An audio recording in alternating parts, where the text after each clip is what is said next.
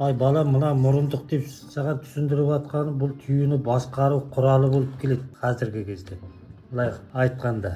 Бұл дейтін өзі мұрындықтың өзі қатты қайың ағаштан, не дүзгеннен, не жыңғылдан, осындай материалы қатты ағаштан жасалады. Оны кептіріп қойып бірнеше күн жылы жерге.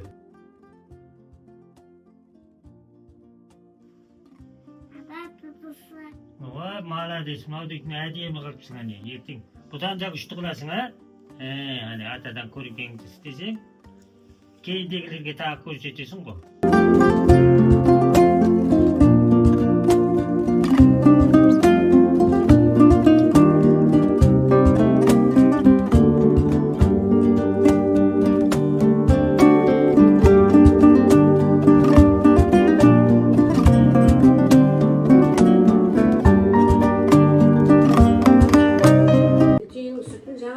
Түйенің сүтін пісірдім. Осыны ішіп ал. Түйенің сүті деген пайдалы.